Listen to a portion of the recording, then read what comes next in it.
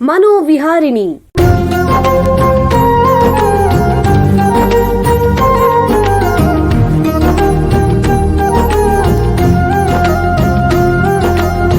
ಬೆಂಗಳೂರಿನ ನಿಮ್ಹಾನ್ಸ್ ವತಿಯಿಂದ ಮಾನಸಿಕ ಆರೋಗ್ಯ ಮತ್ತು ನರವಿಜ್ಞಾನ ಕುರಿತ ಪ್ರಾಯೋಜಿತ ಶಿಕ್ಷಣ ಮಾಲಿಕೆ. ಸಹಯೋಗ ಡಾಕ್ಟರ್ ರಾಮಚಂದ್ರ ಎನ್ ಮೂರ್ತಿ ಮಾನಸಿಕ ಆರೋಗ್ಯ ಮತ್ತು ನರವಿಜ್ಞಾನ ಪ್ರತಿಷ್ಠಾನ ನಿಮ್ಹಾನ್ಸ್. ಕೇಳಿ ಮಾನಸಿಕ ಆರೋಗ್ಯ ಮತ್ತು ನರವಿಜ್ಞಾನ ಕುರಿತ ಮಾಲಿಕೆ ಮನೋವಿಹಾರಿಣಿ. ನಮಸ್ಕಾರ ಶ್ರೋತೃಗಳೇ, ನಿಮಗೆಲ್ಲರಿಗೂ ಮನೋವಿಹಾರಿಣಿ ಶಿಕ್ಷಣ ಮಾಲಿಕೆ ಈ ಸಂಚಿಕೆಗೆ ಆತ್ಮೀಯ ಸ್ವಾಗತ. ಹಿಂದಿನ ಸಂಚಿಕೆಯಲ್ಲಿ ಹದಿಹರೆಯದವರ ಮಾನಸಿಕ ಆರೋಗ್ಯ ಮತ್ತು ಸಮಸ್ಯೆಗಳ ಬಗ್ಗೆ ಪರಿಚಯ ಮಾಡಿಕೊಂಡ್ವಿ. ಈಗ ಅದನ್ನ ಮುಂದುವರಿಸೋಣ. ತಜ್ಞರು ಹೇಳಿದ ಪ್ರಕಾರ ಹದಿಹರೆಯದವರಲ್ಲಿ ಮೆದುಳಿನ ಬೆಳವಣಿಗೆ ವೇಗವಾಗಿರುತ್ತೆ. ಅದರ ಜೊತೆಗೆ ಅವರಲ್ಲಿ ಮಾನಸಿಕ ಸಮಸ್ಯೆಗಳು ಉಂಟಾಗುವಂತಹ ಅಪಾಯ ಅಥವಾ ರಿಸ್ಕ್ ಕೂಡ ಹೆಚ್ಚಿರುತ್ತೆ. ಅಧ್ಯಯನಗಳ ಪ್ರಕಾರ ಭಾರತದಲ್ಲಿ ಸುಮಾರು 6-7% ಹದಿಹರೆಯದವರಲ್ಲಿ ಮಾನಸಿಕ ಕಾಯಿಲೆಗಳು ಕಂಡುಬರುತ್ತೆ. ಆದರೆ ಈ ಸಂಖ್ಯೆಗಿಂತ ಸುಮಾರು 3-4 ಪಟ್ಟು ಹೆಚ್ಚು ಹದಿಹರೆಯದವರಲ್ಲಿ ಮಾನಸಿಕ ಸಮಸ್ಯೆಗಳಿರುತ್ತವೆ. ಆದರೆ ಕಾಯಿಲೆಗಳ ಲಕ್ಷಣಗಳು ಕಂಡುಬರುವುದಿಲ್ಲ. ಅಂದರೆ ಈ ಮಾನಸಿಕ ಸಮಸ್ಯೆಗಳು ಹದಿಹರೆಯದವರಲ್ಲಿ ಎಷ್ಟು ಸಾಮಾನ್ಯ ಅನ್ನೋದು ತಿಳಿಯುತ್ತೆ. ಅಂಕಿ ಅಂಶಗಳ ಪ್ರಕಾರ ಮನುಷ್ಯರಲ್ಲಿ ಕಂಡುಬರುವಂತಹ ಸುಮಾರು 30% ಮಾನಸಿಕ ಕಾಯಿಲೆಗಳು ಶುರುವಾಗುವುದು ಹದಿಹರೆಯದಲ್ಲೇನೆ. ಹದಿಹರೆಯದವರಲ್ಲಿ ಅತ್ಯಂತ ಸಾಮಾನ್ಯವಾಗಿ ಕಂಡುಬರುವಂತಹ ಮಾನಸಿಕ ಸಮಸ್ಯೆಗಳು ಖಿನ್ನತೆ ಅಥವಾ ಡಿಪ್ರೆಷನ್ ಮತ್ತು ಆತಂಕದ ಅಸ್ವಸ್ಥತೆಗಳು ಅಥವಾ ಆಂಗ್ಸೈಟಿ ಡಿಸಾರ್ಡರ್ಸ್. ಇದಕ್ಕೆ ಹೋಲಿಸಿದರೆ ಕಡಿಮೆ ಪ್ರಮಾಣದಲ್ಲಿ ಕಾಣಿಸಿಕೊಳ್ಳುವಂತಹ ಅಸ್ವಸ್ಥತೆಗಳು ನಡವಳಿಕೆಯ ಅಸ್ವಸ್ಥತೆಗಳು ಅಥವಾ ಬಿಹೇವಿಯರ್ ಡಿಸಾರ್ಡರ್ಸ್. ಇದರಲ್ಲಿ ಮುಖ್ಯವಾದ ಅಸ್ವಸ್ಥತೆಗಳು ಕಾಂಡಕ್ಟ್ ಡಿಸಾರ್ಡರ್ಸ್ ಅನ್ನುವಂತಹ ನಡವಳಿಕೆಯ ಅಸ್ವಸ್ಥತೆ, OCD ಅಥವಾ ಗೀಳು ರೋಗ ಮತ್ತು ಈಟಿಂಗ್ ಡಿಸಾರ್ಡರ್ಸ್ ಅಥವಾ ತಿನ್ನುವ ಅಸ್ವಸ್ಥತೆಗಳು. ಇಂದಿನ ಸಂಚಿಕೆಯಲ್ಲಿ ಈ ಕಾಂಡಕ್ಟ್ ಡಿಸಾರ್ಡರ್ಸ್ ಎಂಬ ನಡವಳಿಕೆ ಅಸ್ವಸ್ಥತೆ ಬಗ್ಗೆ ಹೆಚ್ಚಿನ ಮಾಹಿತಿ ಪಡೆಯೋಣ. ಹದಿಹರೆಯದವರ ಮಾನಸಿಕ ಆರೋಗ್ಯ ಮತ್ತು ಮನಃಶಾಸ್ತ್ರ ಕ್ಷೇತ್ರದಲ್ಲಿ ಸುಮಾರು 20 ವರ್ಷಗಳಿಂದ ವೈದ್ಯಕೀಯ ಸೇವೆ ಮತ್ತು ಸಂಶೋಧನೆ ಮಾಡ್ತಾ ಇರುವಂತಹ ನಿಮ್ಹಾನ್ಸ್ನ ಕ್ಲಿನಿಕಲ್ ಸೈಕಾಲಜಿ ಅಂದರೆ ವೈದ್ಯಕೀಯ ಮನಃಶಾಸ್ತ್ರ ವಿಭಾಗದಲ್ಲಿ ಹೆಚ್ಚುವರಿ ಪ್ರಾಧ್ಯಾಪಕರಾಗಿರುವ ಡಾಕ್ಟರ್ BN ರೂಪೇಶ್ ಅವರು ನಮ್ಮ ಜೊತೆ ಇದ್ದಾರೆ. ಅವ್ರನ್ನ ಸ್ವಾಗತಿಸೋಣ. ನಮಸ್ಕಾರ ಡಾಕ್ಟರ್ ರೂಪೇಶ್ ಅವರೇ. ನಮಸ್ಕಾರ. ನಿಮಗೆ ಈ ಕಾರ್ಯಕ್ರಮಕ್ಕೆ ಸ್ವಾಗತ. ಅವರ ಜೊತೆ ಮನೋವೈದ್ಯಕೀಯ ಕ್ಷೇತ್ರದಲ್ಲಿ ಸುಮಾರು 12 ವರ್ಷಗಳಿಂದ ವೈದ್ಯಕೀಯ ಸೇವೆ ಮತ್ತು ಸಂಶೋಧನೆ ಮಾಡ್ತಾ ಇರೋ ನಿಮ್ಹಾನ್ಸ್ನ ಚೈಲ್ಡ್ ಅಂಡ್ ಅಡೋಲ್ಸೆಂಟ್ ಸೈಕ್ಯಾಟ್ರಿ ಅಂದರೆ ಮಕ್ಕಳ ಮತ್ತು ಹದಿಹರೆಯದವರ ಮನೋವೈದ್ಯಕೀಯ ವಿಭಾಗದಲ್ಲಿ ಹೆಚ್ಚುವರಿ ಪ್ರಾಧ್ಯಾಪಕರಾಗಿರುವ ಡಾಕ್ಟರ್ KM ರಾಜೇಂದ್ರ ಅವರು ಕೂಡ ಬಂದಿದ್ದಾರೆ. ಅವ್ರನ್ನ ಸ್ವಾಗತಿಸೋಣ. ನಮಸ್ಕಾರ ಡಾಕ್ಟರ್ ರಾಜೇಂದ್ರ ಅವರೇ. ನಮಸ್ಕಾರ ಸರ್. ನಿಮಗೆ ಈ ಕಾರ್ಯಕ್ರಮಕ್ಕೆ ಸ್ವಾಗತ. ಡಾಕ್ಟರ್ ರಾಜೇಂದ್ರ ಅವರೇ, ನಿಮಗೆ ಮೊದಲನೇ ಪ್ರಶ್ನೆ ಏನು ಅಂತಂದ್ರೆ, ಈ ಹದಿಹರೆಯದವರಲ್ಲಿ ಕಂಡು ಬರುವಂತಹ ಈ ನಡವಳಿಕೆ ಅಸ್ವಸ್ಥತೆ ಕಾಂಡಕ್ಟ್ ಡಿಸಾರ್ಡರ್ ಅಂತಂದ್ರೆ ಏನು, ದಯವಿಟ್ಟು ತಿಳಿಸಿ. ಮಕ್ಕಳಲ್ಲಿ 3 ತರಹದ ತೊಂದರೆಗಳನ್ನು ಮುಖ್ಯವಾಗಿ ನೋಡ್ತೀವಿ. ಮೊದಲನೇದು ಬೆಳವಣಿಗೆಯ ತೊಂದರೆಗಳು. ಓದ್ಲಿಕ್ಕೆ ಕಷ್ಟ ಇರೋದು, ಅದು ಭಾಷೆ ಕಷ್ಟ ಇರಬಹುದು ಅಥವಾ ಬುದ್ಧಿಶಕ್ತಿಯಲ್ಲಿ ಕಷ್ಟ ಇರಬಹುದು. ಎರಡನೇದು ಭಾವನಾತ್ಮಕ ತೊಂದರೆಗಳು. ಮೂರನೇದು ನಡವಳಿಕೆಯ ತೊಂದರೆಗಳು. ಈ ಹದಿಹರೆಯದ ವಯಸ್ಸಲ್ಲಿ ಯಾವುದೇ ತೊಂದರೆ, ಅದು ದುಃಖ ಇರ್ಬೋದು, ಆತಂಕ ಇರ್ಬೋದು, ಅಥವಾ ಈವನ್ ಮಿಡ್ಲ್ ಚೈಲ್ಡ್ಹುಡ್ ಅಲ್ಲೂ ಸಹ ಈ ತೊಂದರೆಗಳೆಲ್ಲ ಯಾವುದೇ ಭಾವನೆ ತೊಂದರೆ, ಯಾವುದೇ ಒಂದು ಬೆಳವಣಿಗೆ ತೊಂದರೆನೂ ಸಹ ನಡವಳಿಕೆ ತೊಂದರೆ ತರನೇ ಪ್ರೆಸೆಂಟ್ ಆಗುತ್ತೆ. ಸೊ ನಡವಳಿಕೆಯ ತೊಂದರೆ ಮುಖ್ಯವಾಗಿ ಅಂತ ಹೇಳಿದ್ರೆ 3 ತರಹದ ಲಕ್ಷಣಗಳಿರುತ್ತೆ. ಒಂದನೇದು ಅವರು ಒಂದು ಓವರ್ಟ್ ಆಗಿ ಸಿಟ್ಟು ಅಥವಾ ಒಂದು ಕ್ರೋಧನ ಬಳಸ್ತಾರೆ. ಎರಡನೇದು ಅದನ್ನ ಕೋವರ್ಟ್ ಆಗಿ ಆ ಕ್ರೋಧನ ಬಳಸ್ತಾರೆ, ಸ್ಟೀಲ್ ಮಾಡೋದು ಅಥವಾ ಆ ತರ. ಮೂರನೇದು ರೂಲ್ಸ್ ಉಲ್ಲಂಘನೆ ಮಾಡೋದು. ಇದು ಬಹಳ ದಿನಗಳ ಪ್ರಕಾರ ಬಹಳ ಕಡೆ ಇದ್ದಾಗ ಮಾತ್ರ ಅವ್ರಿಗೆ ನಾವು ಕಂಡಕ್ಟ್ ಡಿಸಾರ್ಡರ್ ಇದೆ ಅಂತ ಹೇಳಕ್ ಸಾಧ್ಯ. ಹದಿಹರೆಯದವರಲ್ಲಿ ಕಿಡಿಗೇಡಿತನ ಅಥವಾ ದಂಗೆ ಹೇಳೋದು ಇಂತಹ ಒಂದು ವರ್ತನೆಗಿಂತ ಈ ನಡವಳಿಕೆ ಅಸ್ವಸ್ಥತೆ ಅನ್ನೋದು ಹೇಗೆ ಭಿನ್ನವಾಗಿರುತ್ತೆ, ದಯವಿಟ್ಟು ತಿಳಿಸಿ ಡಾಕ್ಟರ್ ರೂಪೇಶ್ ಅವರು. ಹದಿಹರೆಯದಲ್ಲಿ ಸಿಗೋರು ಅಂದ್ರೆ ನೋಡುವಂತ ನಡವಳಿಕೆಗಿಂತ ಹೇಗೆ ಭಿನ್ನವಾಗಿರುತ್ತದೆ ಅಂದ್ರೆ ಕನ್ಸಿಸ್ಟೆನ್ಸಿ ಇರುತ್ತೆ. ಅಂದ್ರೆ ಕನ್ಸಿಸ್ಟೆನ್ಸಿ ಅಂದ್ರೆ ಕಂಟಿನ್ಯೂಸ್ ಆಗಿ ನೋಡ್ತೀವಿ. ಒಂದು ಅಂದ್ರೆ ಹದಿಹರೆಯವರು ಏನಂದ್ರೆ ಕೆಲವು ಸತಿ ಮಾತ್ರ ಕಾಣುತ್ತೆ ಅಥವಾ ಕೆಲವು ಜನಗಳ ಹತ್ರ ಮಾತ್ರ ಕಾಣಬಹುದು, ಕೆಲವು ಸಿಚುಯೇಷನ್ ಅಲ್ಲಿ ಸಂದರ್ಭಗಳಲ್ಲಿ ಮಾತ್ರ ಕಾಣಬಹುದು. ಬಟ್ ಇದು ನಡವಳಿಕೆ ಪ್ರಾಬ್ಲಮ್ ಆದ್ರೆ ಎಲ್ಲಾ ಕಡೆ ಎಲ್ಲರ ಹತ್ರನು ಅಥವಾ ಎಲ್ಲಾ ಸಂದರ್ಭಗಳಲ್ಲೂ ಕಾಣಬಹುದು. ಮತ್ತೆ ಸಿವಿಯರಿಟಿ ಅಂತೀವಿ ನಾವು. ಇದಾದ್ರೆ ಮೊನ್ನೆ ಹದಿಹರೆಯಲಾದ್ರೆ ಕೋಪ ಮಾಡ್ಕೊಬಹುದು, ಸ್ವಲ್ಪ ಅದನ್ನು ಕಮ್ಮಿ ಆಗುತ್ತೆ. ಇದು ಬೇರೆ ಏನಾದ್ರೂ ಕಮ್ಮಿ ಆಗಲ್ಲ, ಇದು ಸ್ವಲ್ಪ ಕ್ಯಾರಿ ತಗೊಂಡ. ಮತ್ತೆ ಇನ್ನೊಂದು ಇದಂದ್ರೆ ಕಾಂಡಕ್ಟ್ ಡಿಸಾರ್ಡರ್ ಅಲ್ಲಿ ಪ್ರಾಣಿಗಳ ಮೇಲೆ ಕ್ರೂರತೆ ಇರುತ್ತೆ. ಇನ್ನೊಬ್ಬರನ್ನ ರೈಟ್ಸ್ ನ ವೈಲೇಟ್ ಮಾಡೋದು, ಅಂದ್ರೆ ಒಂದು ಹೆಣ್ಮಕ್ಳಾಗಿರ್ಬೋದು, ಬೇರೆ ಮಕ್ಳಾಗಿರ್ಬೋದು, ಅಲ್ಲಿ ಕಳ್ತನ ಆಗಿರ್ಬೋದು ಅಥವಾ ಬೆಂಕಿ ಹಚ್ಬಹುದು ಜನಗಳಿಗೆ, ಅಥವಾ ಸುಳ್ಳು ಹೇಳ್ಬೋದು, ಅಲ್ಲಿ ಕಂಟಿನ್ಯೂಸ್ ಆಗಿ ಸುಳ್ಳು ಹೇಳ್ತಾರೆ. ಇಲ್ಲಿ ಸಿಚುವೇಶನ್ ಸಂದರ್ಭಕ್ಕೆ ತಪ್ಪಿಸ್ಕೊಳ್ಳಕ್ಕೆ ಸುಳ್ಳು ಹೇಳ್ತಾರೆ.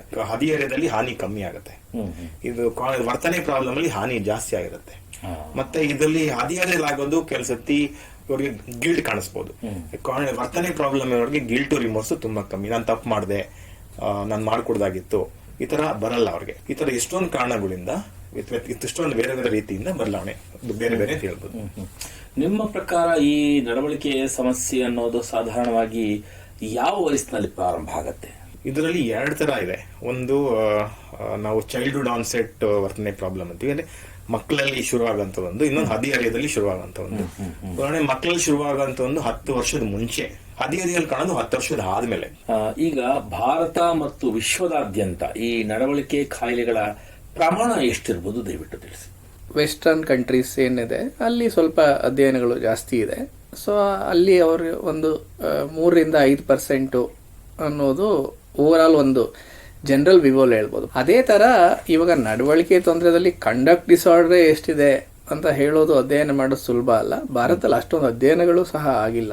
ನಾವು ಹೇಗೆ ಅರ್ಥ ಮಾಡ್ಕೋಬಹುದು ಅಂದ್ರೆ 100ರಲ್ಲಿ ಒಬ್ಬರಿಗೆ ಆ ತರ ಇರೋ ಚಾನ್ಸಸ್ ಇರುತ್ತೆ, ಅಥವಾ ಅದಕ್ಕಿಂತನೂ ಕಮ್ಮಿ ಇರಬಹುದು. ಇದು ಹೆಣ್ಣು ಮಕ್ಕಳಲ್ಲಿ ಜಾಸ್ತಿನೋ ಗಂಡು ಮಕ್ಕಳಲ್ಲಿ ಜಾಸ್ತಿನೋ? ಇಬ್ರಲ್ಲೂ ಇದೆ ಅಂತ ಹೇಳ್ತಾರೆ.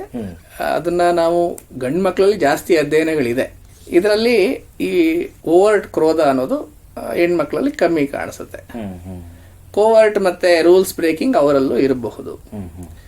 ಬಟ್ ಗಂಡು ಮಕ್ಕಳಲ್ಲಿ ಸ್ವಲ್ಪ ಜಾಸ್ತಿ ಬೇಗ ಗುರುತಿಸ್ತಾರೆ, ಹೆಣ್ಮಕ್ಳಲ್ಲಿ ಕಮ್ಮಿ ಪ್ರಮಾಣದಲ್ಲಿ ಆಗುತ್ತೆ.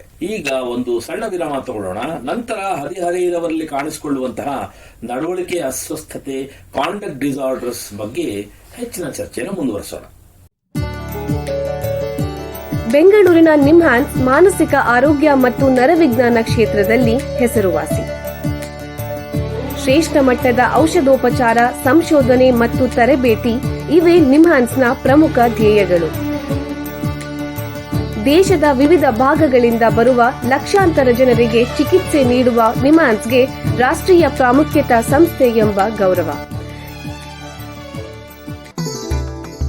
ಚಿಕಿತ್ಸೆ ಮತ್ತು ವೈದ್ಯಕೀಯ ಸೇವೆಗಳ ಜೊತೆಯಲ್ಲಿ ನರರೋಗ ಮತ್ತು ಮನೋವೈದ್ಯಕೀಯ ಪುನರ್ವಸತಿ ಸೇವೆಗಳು, ಸಮುದಾಯ ಮಟ್ಟದ ಆರೋಗ್ಯ ಕಾರ್ಯಕ್ರಮಗಳನ್ನು ನಡೆಸುವುದು ಹಾಗೂ ಜನಜಾಗೃತಿ ಮೂಡಿಸುವ ಕೆಲಸಗಳಲ್ಲಿ ಸಕ್ರಿಯವಾಗಿದೆ ನಿಮ್ಹಾನ್ಸ್. ಈ ನಿಟ್ಟಿನಲ್ಲಿ ಆಕಾಶವಾಣಿಯ ಶ್ರೋತೃಗಳಿಗೆ ನರಮಂಡಲ ಮತ್ತು ಮಾನಸಿಕ ಆರೋಗ್ಯದ ಬಗ್ಗೆ ಉಪಯುಕ್ತ ಮಾಹಿತಿ ನೀಡುವುದೇ ಡಾಕ್ಟರ್ ರಾಮಚಂದ್ರ ಎನ್ ಮೂರ್ತಿ ಮಾನಸಿಕ ಆರೋಗ್ಯ ಮತ್ತು ನರವಿಜ್ಞಾನ ಪ್ರತಿಷ್ಠಾನ ನಿಮ್ಹಾನ್ಸ್ನ ಸಹಯೋಗದೊಂದಿಗೆ ಮೂಡಿಬರುತ್ತಿರುವ ಈ ಮನೋವಿಹಾರಿಣಿ ಶಿಕ್ಷಣ ಮಾಲಿಕೆಯ ಮೂಲ ಉದ್ದೇಶ. ವಿರಾಮದ ನಂತರ ಮನೋವಿಹಾರಣೆಯ ಈ ಸಂಚಿಕೆಗೆ ನಿಮಗೆಲ್ಲರಿಗೂ ಮತ್ತೊಮ್ಮೆ ಸ್ವಾಗತ.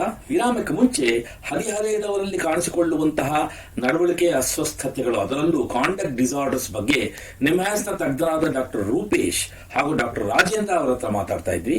ಈಗ ಈ ಚರ್ಚೆನ ಮುಂದುವರಿಸೋಣ. ಡಾಕ್ಟರ್ ರಾಜೇಂದ್ರ ಅವರೇ, ನಿಮಗೆ ಮುಂದಿನ ಪ್ರಶ್ನೆ ಏನು ಅಂತಂದ್ರೆ, ಈ ನಡವಳಿಕೆ ಅಸ್ವಸ್ಥತೆ ಇರುವ ಹದಿಹರೆಯದವರ ಲಕ್ಷಣಗಳು ಮತ್ತು ಎಚ್ಚರಿಕೆಯ ಚಿಹ್ನೆಗಳು ಯಾವುವು ದಯವಿಟ್ಟು ತಿಳಿಸಿ.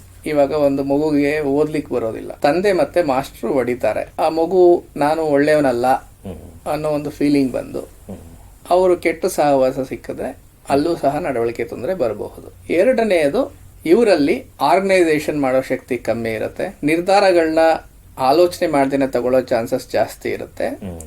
ಇಂಥ ಮಕ್ಕಳಿಗೆ ಮನೆಯಲ್ಲಿ ಮತ್ತೆ ಶಾಲೆಯಲ್ಲಿ ನೆಗೆಟಿವ್ ಆದ ಅನುಭವಗಳು ಜಾಸ್ತಿ ಆದಾಗ ಅವರು ಸಹ ನಾನು ಕೆಟ್ಟವನು ಅನ್ನೋ ಒಂದು ಫೀಲಿಂಗ್ ಬಂದ್ರೆ ಅದರಿಂದ ಅವ್ರಿಗೆ ನಡವಳಿಕೆ ತೊಂದರೆಗಳು ಬರೋ ಚಾನ್ಸಸ್ ಇರುತ್ತೆ. ಮೂರನೇದು, ನಡವಳಿಕೆ ತೊಂದರೆಗಳು ಕ್ರಮೇಣ ಹೆಚ್ಚಾಗ್ತಾ ಇದೆ, ಅದು ಎಲ್ಲಾ ಕಡೆನೂ ಬೆಳೀತಾ ಇದೆ ಅಂದಾಗ ನಾವು ಅದನ್ನ ಪರಿಗಣಿಸಬೇಕಾಗತ್ತೆ. ಕೊನೆಯದಾಗಿ, ಇವಾಗ ಸಮಾಜ ಬದಲಾಗ್ತಿರೋದ್ರಿಂದ ಪೇರೆಂಟ್ಸ್ಗಳು ಪೇರೆಂಟಿಂಗ್ ಬಗ್ಗೆ ತಿಳ್ಕೊಬೇಕಾಗತ್ತೆ. ಪರ್ಮಿಸಿವ್ ಪೇರೆಂಟಿಂಗ್ ಮಾಡೋದ್ರಿಂದನೂ ಮಕ್ಕಳಿಗೆ ನಡವಳಿಕೆ ತೊಂದರೆಗಳು ಬರೋ ಚಾನ್ಸಸ್ ಇರುತ್ತೆ. ಅಥಾರಿಟೇಟಿವ್ ಪೇರೆಂಟಿಂಗ್ ಅಂತ ಹೇಳ್ತೀವಿ, ಅದನ್ನ ಅವ್ರು ಅರ್ಥಕೊಂಡು ಮಾಡ್ಲೇಬೇಕಾಗತ್ತೆ. ಡಾಕ್ಟರ್ ರೂಪೇಶ್ ಅವರೇ, ನಿಮ್ಮ ಪ್ರಕಾರ ಈ ಹದಿಹರೆಯದವರಲ್ಲಿ ಈ ಕಾಂಡಕ್ಟ್ ಡಿಸಾರ್ಡರ್ ಅನ್ನೋ ನಡವಳಿಕೆ ಅಸ್ವಸ್ಥತೆ ಆಗಕ್ಕೆ ಕಾರಣ ಏನು? ಇದಕ್ಕೆ ಕಾರಣಗಳು 1-2 ಬೇರೆ ಬೇರೆ ತರದ ಕಾರಣಗಳಿಂದ ಕೆಲವು ಸತಿ ಇದೆಲ್ಲ ಸ್ವಲ್ಪ ಸೇರಿ ಇದು ವರ್ತನೆ ಪ್ರಾಬ್ಲಮ್ ಆಗ್ಬೋದು. ಇವಾಗ ಮಕ್ಕಳಿಗೆ ಸ್ವಲ್ಪ ಬುದ್ಧಿ ಕಮ್ಮಿ ಇರುತ್ತೆ. ಆ ಬುದ್ಧಿ ಕಮ್ಮಿ ಇರೋ ಜೊತೆ ಏನಾಗುತ್ತೆ, ಸ್ಕೂಲ್ ತೊಂದರೆ ಆಗುತ್ತೆ. ಸ್ಕೂಲಿನ ಮಕ್ಳು ಹೊಡಿಬಹುದು, ಅಪ್ಪ ಅಮ್ಮನು ಹೊಡಿಬಹುದು. ಈಗ ಮಗು ಏನಾಗುತ್ತೆ, ಡಾಕ್ಟರ್ ಹೇಳಿದ್ರು ಸ್ವಲ್ಪ ಆತ್ಮವಿಶ್ವಾಸ, ಆತ್ಮಗೌರವ ಕಮ್ಮಿ ಇರುತ್ತೆ. ಓದ್ತಾ ಓದಕ್ಕಾಗ್ತಾ ಇಲ್ಲ, ಅವ್ರ ಜೊತೆ ಹೊಡಿತಾ ಇದಾರೆ. ಸೊ ಇದರಿಂದ ಕೆಲಸದಿ ಕೋಪ ಬರ್ಬೋದು. ಕೋಪ ಬಂದಾಗ ಮಕ್ಕಳು ಈ ತರ ಓದ್ದೇ ಇರೋ ಮಕ್ಕಳ ಜೊತೆ ಅವ್ರು ಸೇರ್ಕೊಂಡು ಕೆಲಸದಿ ಏನಾಗುತ್ತೆ, ಅವ್ರ ಮಕ್ಳು ಕೆಲಸ ದೊಡ್ಡವರಾಗಿರ್ತಾರೆ. ದೊಡ್ಡವರ ಮಕ್ಕಳು ಚಿಕ್ಕಳಿಗೆ ನಾವು ಹೇಳ್ದಂಗೆ ಮಾಡಪ್ಪ, ಅದ್ ಮಾಡಿ ಇದ್ ಮಾಡು ಅಂತಂದ್ರೆ ಈಗ ಗುಂಪುಗ್ ಸೇರ್ಕೊಳ್ಳೋಕೆ ಖುಷಿ ಆಗುತ್ತೆ. ಅವ್ರಿಗೆ ಏನ್ ಬೇಕಾ ಮಾಡಕ್ ರೆಡಿ ಆಗಿರ್ತಾರೆ.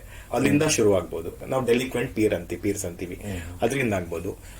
ಇನ್ನೊಂದ್ಸತಿ ಏನಾಗುತ್ತೆ, ಇತರ ಮಕ್ಕಳಿಗೆ ಕೆಲಸತಿ ADHD ಅಟೆನ್ಷನ್ ಪ್ರಾಬ್ಲಮ್ ಅಂತೀವಿ. ಅದ್ರ ಜೊತೆ ನಾವು ಸ್ವಲ್ಪ ಇಂಪಲ್ಸಿವಿಟಿ ಪ್ರಾಬ್ಲಮ್ ಅಂತೀವಿ, ಎಮೋಷನಲ್ ರೆಗ್ಯುಲೇಷನ್ ಅಂತೀವಿ. ಭಾವನೆಗಳನ್ನ ತಡ್ಕೊಳಕ್ಕಾಗಲ್ಲ, ಇಂಪಲ್ಸಿವಿಟಿನ ಕಂಟ್ರೋಲ್ ಮಾಡ್ಕೊಳಕ್ಕಾಗಲ್ಲ. ಏನ್ ಮಾಡೋದು, ಸ್ವಲ್ಪ ಬೇಗನೆ ಮಾಡೋದು, ಯೋಚನೆ ಮಾಡಲ್ಲ. ಇನ್ನೊಂದು ಹೇಳ್ತೇವೆ ನಾವು, ಈ ತರ ಮಕ್ಕಳಿಗೆ ರಿವಾರ್ಡ್ ಸೆನ್ಸಿಟಿವಿಟಿ ಸ್ವಲ್ಪ ಜಾಸ್ತಿ ಇರುತ್ತೆ. ರಿವಾರ್ಡ್ ಡಿಪೆಂಡೆನ್ಸಿ, ರಿವಾರ್ಡ್ ಸೆನ್ಸಿಟಿವಿಟಿ ಅಂತ. ಈ ಕೆಲಸದ ಟೆಂಪರಮೆಂಟ್ ಸ್ವಲ್ಪ ಕಷ್ಟಕರವಾದ ಟೆಂಪರಮೆಂಟ್ ಇರುತ್ತೆ. ಅಂದ್ರೆ ಬೇಗನೆ ಕೋಪ ಬರೋದು, ಆಕ್ಟಿವಿಟೀಸ್ ನ ರೆಗ್ಯುಲರ್ ಮಾಡಲ್ಲ, ಬೇರೆ ಟೈಮ್ ಮಾಡೋದು, ಮತ್ತೆ ನಿದ್ರೆ ಸರಿಯಾಗಿ ಬರಲ್ಲ, ರೆಗ್ಯುಲಾರಿಟಿ ಇರಲ್ಲ, ರೆಗ್ಯುಲಾರಿಟಿ ಇರೋದು.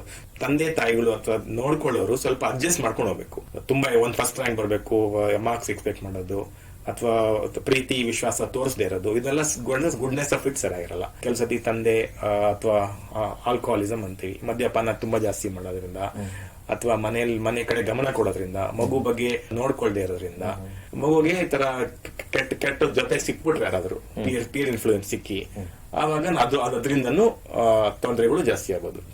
ಸೊ ಇದೆಲ್ಲ ಕಾರಣಗಳಿಂದ, ಅಂದ್ರೆ ಒಂದ್ ಕಾರಣ ಅಲ್ಲ, ಇಷ್ಟೊಂದು ಕಾರಣಗಳಿದೆ ಇಲ್ಲಿ. ಬಯಾಲಜಿಯಿಂದ ಹಿಡಿದು, ಬ್ರೈನ್ ಕೆಮಿಸ್ಟ್ರಿಯಿಂದ ಹಿಡಿದು, ಮತ್ತೆ ಅಪ್ಪ ಅಮ್ಮಂದ್ರ ತೊಂದರೆ ಹಿಡಿದು, ಮತ್ತೆ ಚಿಕ್ಕ ಮಕ್ಕಳಿಂದ ಹಿಡಿದು, ಪರ್ಸನಾಲಿಟಿಯಿಂದ ಹಿಡಿದು, ಮತ್ತೆ ಸ್ಕೂಲು, ಆಟ ಆಡೋದ ರೀತಿ ಎಲ್ಲ ಇದರಿಂದ ಹಿಡಿದು ಎಲ್ಲಾ ಕಡೆಯಿಂದ ಸೇರ್ಕೊಂಡು ಕೆಲಸಕ್ಕೆ ಈ ತರ ಆಗುತ್ತೆ. ಡಾಕ್ಟರ್ ರಾಜೇಂದ್ರ ಅವರೇ, ನಿಮ್ಮ ಪ್ರಕಾರ ಈ ಕಾಂಡಕ್ಟ್ ಡಿಸಾರ್ಡರ್ ಅನ್ನೋದನ್ನ ಗುಣಪಡಿಸಬಹುದೇ? ಖಚಿತವಾಗಿ ಅದನ್ನ ಗುಣಪಡಿಸಬಹುದು. ಒಂದು ತಜ್ಞರು ಆ ಒಂದು ಮಗುವಿಗೆ ರಿಸ್ಕ್ ಫ್ಯಾಕ್ಟರ್ಸ್, ಆ ಮಗುವಿಗೆ ಮತ್ತೆ ಮನೆಯವರಿಗೆ ಅದನ್ನು ಮನದಟ್ಟು ಮಾಡೋದು, ಜೊತೆಗೆ ಆ ಮನೆಯಲ್ಲಿ ಅವರ ಒಂದು ತಂದೆ ತಾಯಿ ಮಗುವಿನ ಮಧ್ಯದ ದಾರಿಯನ್ನ ಹುಡುಕೋದು, ಜೊತೆಗೆ ಯಾವ್ಯಾವ ಸಿಸ್ಟಮ್ ಇದೆ, ಸ್ಕೂಲ್ ಇರ್ಬೋದು, ಅವ್ರು ಆಟ ಆಡೋ ಜಾಗದಲ್ಲಿ ಇರ್ಬೋದು, ಅಲ್ಲಿ ಅವ್ರಿಗೆ ಪಾಸಿಟಿವಿಟಿ ಸಾರ್ ಹೇಳ್ದಂಗೆ ಇಂಪ್ರೂವ್ ಮಾಡಲಿಕ್ಕೆ ಪ್ರಯತ್ನಗಳನ್ನ ಮಾಡೋ ಥರ ಎಷ್ಟೊಂದು ಮಕ್ಕಳು ಬಹಳ ಚೆನ್ನಾಗಿ ಗುಣ ಆಗ್ತಾರೆ. ಕ್ರೋಧ ತೀವ್ರವಾಗಿತ್ತು ಅಂತ ಅಂದಾಗ ಅದಕ್ಕೆ ಔಷಧದ ಅವಶ್ಯಕತೆಗಳು ಬರುತ್ತೆ.